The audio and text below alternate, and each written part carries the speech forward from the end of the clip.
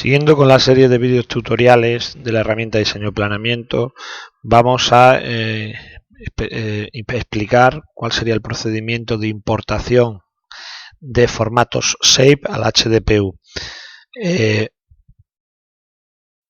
Para que el formato SAFE pueda volcarse dentro del HDPU o importarse, debe de tener una estructura predefinida de campos y a su vez debe tener también una codificación de los elementos para que pueda ser, digamos, leída por la HDPU y asignada a la tabla de equivalencia gráfica del maestro de ámbitos.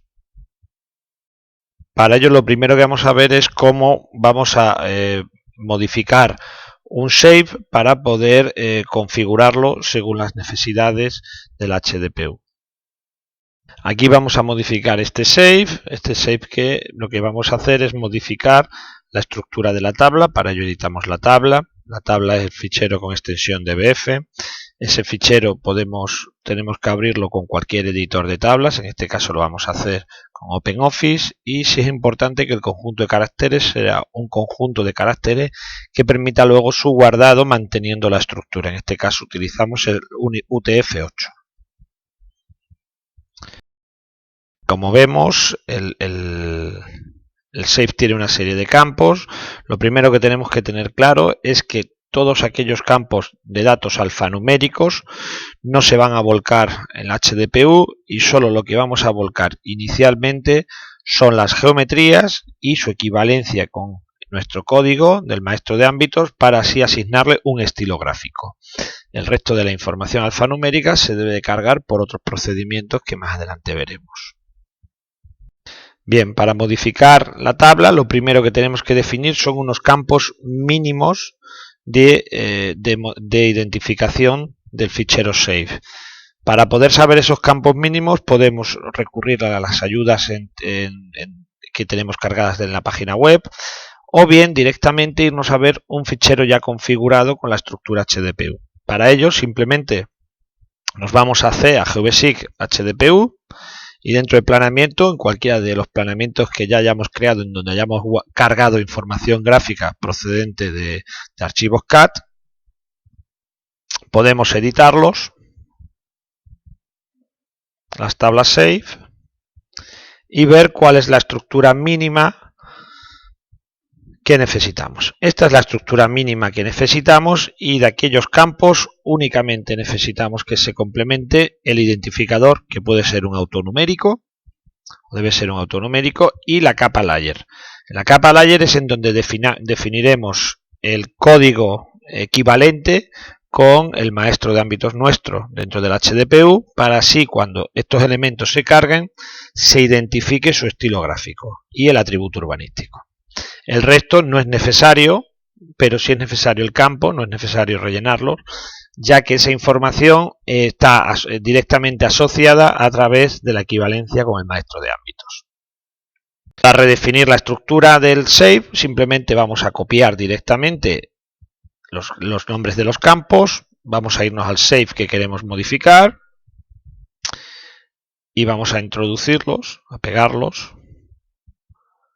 en dicho formato. Bien, una vez que hemos identificado los campos, vamos a centrarnos en lo que sería la capa layer.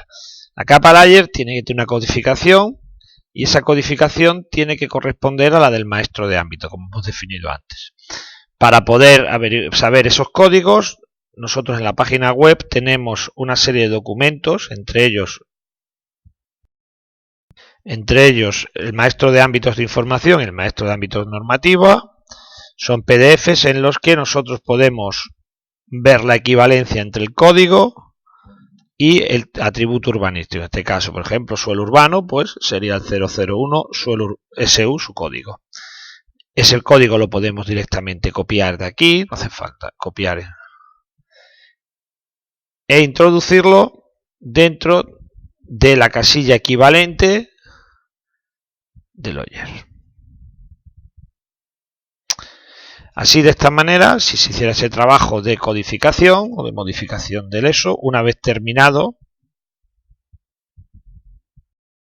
quedaría de esta manera.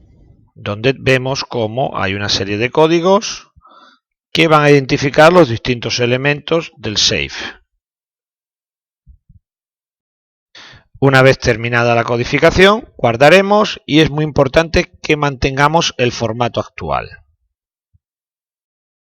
Bien, ahora ya para importar ese save nos iremos al gestor de planeamiento, abriremos nuestro dibujo, nuestro documento de trabajo y vamos a utilizar la opción importar.